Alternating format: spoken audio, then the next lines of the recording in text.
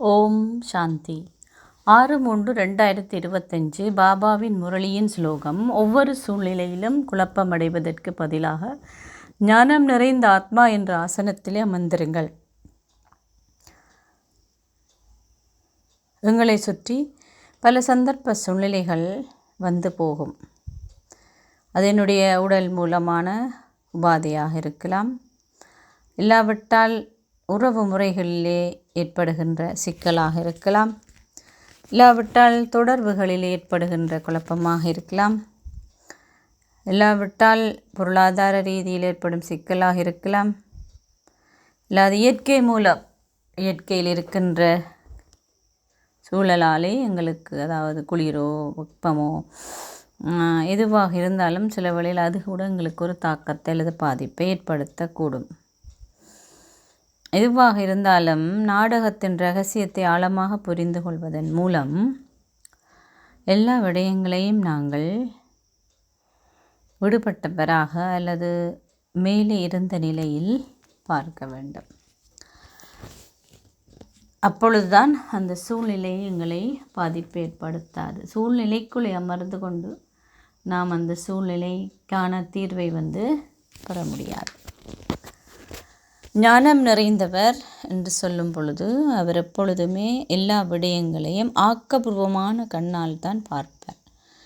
உதாரணத்துக்கு, நான் வெளியிலே செல்லும் பொழுது ஒரு விபத்து நடந்து எனக்கு ஒரு தீவிரமான காயமோ அல்லது முறிவோ ஏற்பட்டு விட்டாலும் கூட ஞானம் நிறைந்தவர் அதனையும் ஆக்கப்பூர்வமான முறையிலே பார்த்து அதிலே கர்மா செட்டில் ஆகின்றது.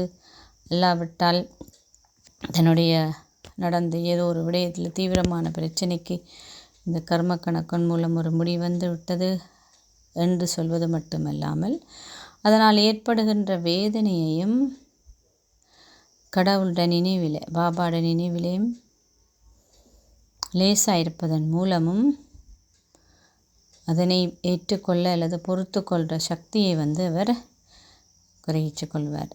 எவ்வளோ தூரம் எங்களோட சூழலில் எங்களை சுற்றி வருகின்ற சந்தர்ப்ப சூழ்நிலைகள் தான் நாங்கள் எவ்வளவு ஆழமான தாரணையை கொண்டிருக்கிறோம் என்பதனை எங்களுக்கு தெளிவுபடுத்துகின்றது. குழப்பம் அடைந்தால் எனக்கு ஆத்மாவிலே பலம் இல்லை, ஆத்மாவுக்கு நாங்கள் சக்தியை குறைவாக இருக்கின்றோம் என்பது அதன் அர்த்தம். அவை தினசரி அமிர்த வேளையிலும் அடிக்கடி இடைவேளை நேரத்திலும் நான் இந்த ஆன்மீக சக்திகளை உள்வாங்கிக் கொள்ள வேண்டும் அல்லது கிரகித்து கொள்ள வேண்டும். அதன் மூலம் என்னுடைய ஆத்மா என்ற மின்கலத்தை பலமூட்டி கொள்ள வேண்டும். எவ்வளோ அதிகமாக நான் இதனை பலமூட்டி கொள்கின்றேனோ அவ்வளவு அதிகமாக என்னாலே எல்லா சந்தர்ப்ப சூழ்நிலையிலையும் திறமாக இருக்க முடியும். அந்த நம்பிக்கை எங்களுக்கு இந்த குழப்பமான சூழ்நிலைகளிலிருந்து எங்களை விடுவிக்கும். என்ன நடந்தாலும் அதிலே இந்த நன்மை இருக்கிறது.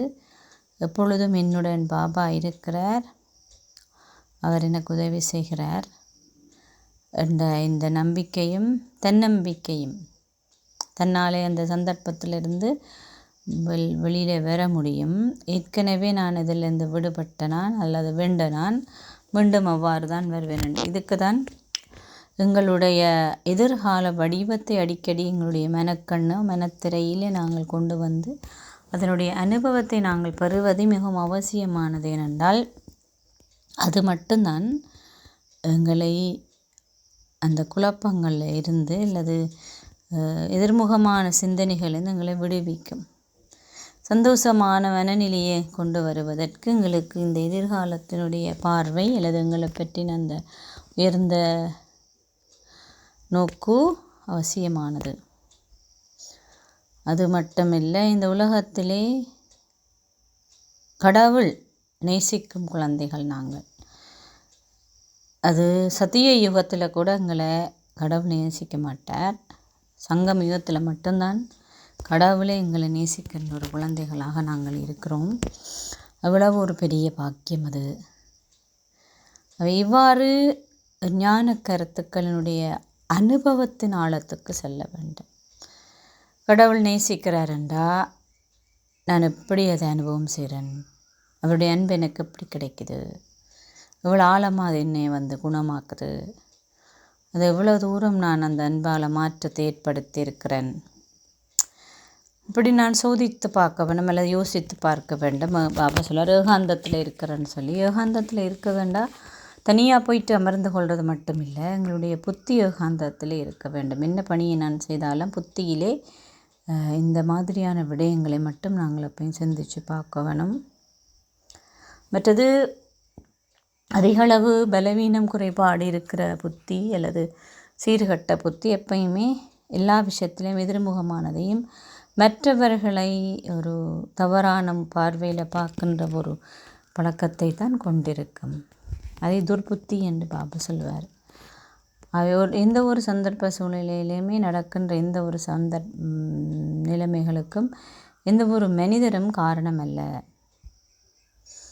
என்னுடைய ஆழமான இந்த இயற்கையுடனும் என்னுடைய சம்ஸ்காரத்துடனும் அல்லது என்னுடைய பாகத்திலும் ஏற்பட்ட கர்ம கணக்கு தான் இதற்கு காரணம் என்ற ரகசியத்தையும் ஞானம் நிறைந்த ஆத்மா புரிந்திருப்பார். ஞானம் படிக்காத அஞ்ஞானே எப்பயுமே மற்றவர்களை காரணம் சொல்லியே தங்களுடைய பாவத்திலிருந்து விடுவிப்பதற்கான முயற்சி செய்யாமல் அதிலிருந்து சொல்லி தங்களை திருப்திப்படுத்துகின்ற ஒரு பழக்கத்தை கொண்டிருக்கின்றார்கள். ஆனால் ஞானம் படித்த பிறகு எங்களுக்கு தெரியும், நாங்கள் அவர் சொல்வதன் மூலம் மட்டும் எங்களோட பாவம் போயிருக்காது, அல்லது எங்களுக்கு திருப்தி வராது, அல்லது எங்களால் சந்தோஷத்தை அனுபவம் செய்ய முடியாது. அது உண்மையான காரணம் அதற்குள்ளே மறைந்திருக்கும் என்னுடைய கர்ம கணக்கு அல்லது நான் ஏற்கனவே உருவாகி ஏதோ ஒரு செய்த தவறு அல்லது பாவம். இதிலிருந்து அப்போ நான் ஞானம் நிறைந்தவராக இருந்தால் அதிலிருந்து விடுபடுவதற்கான வழியைத்தான் நான் பார்க்க வேண்டும். எவ்வாறு இந்த பிரச்சனையிலிருந்து அப்போ தீர்வை நோக்கிய புத்தி தான் எனக்கு இருக்க வேண்டும்.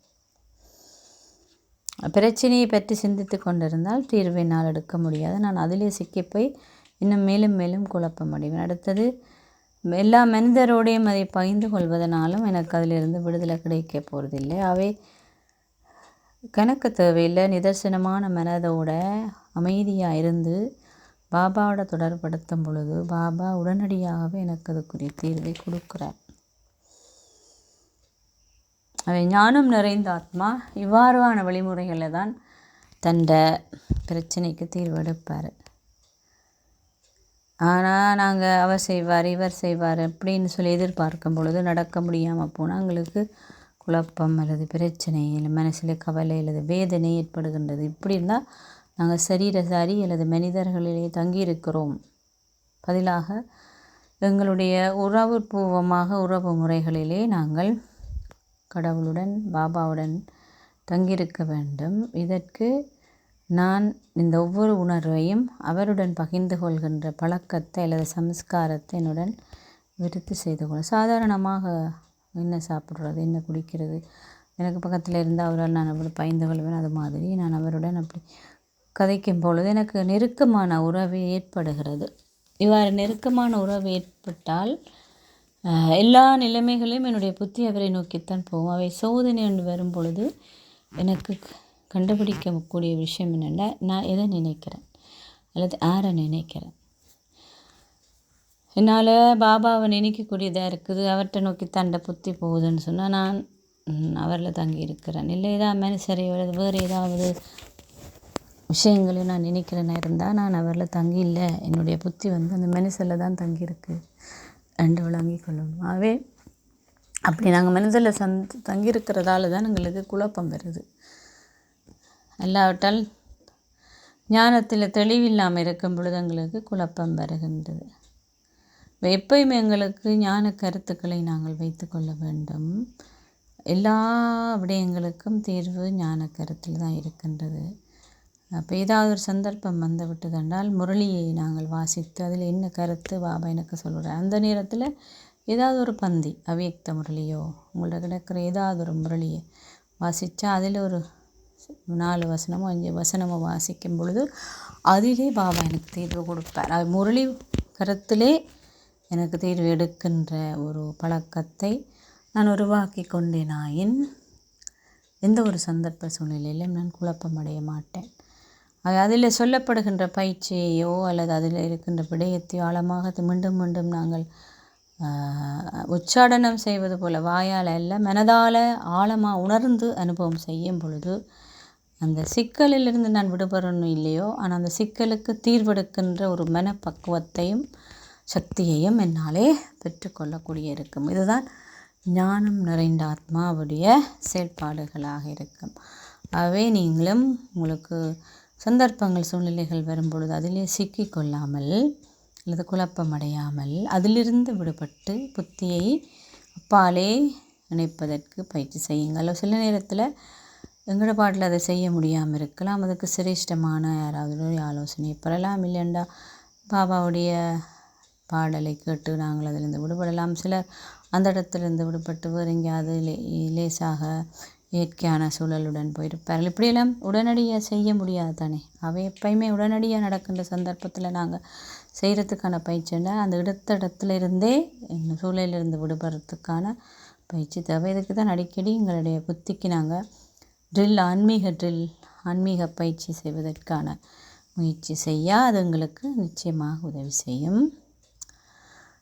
அவை இந்த சந்தர்ப்ப சூழ்நிலைகளில் தான் நான் எவ்வளோ ஞானத்தை கொண்டு இருக்கிறேன் என்பதை என்னால் கண்டுபிடிக்க முடியும். அவை நீங்களும் சோதித்து பார்த்து இதிலிருந்து விடுபடுங்கள். ஓம் சாந்தி.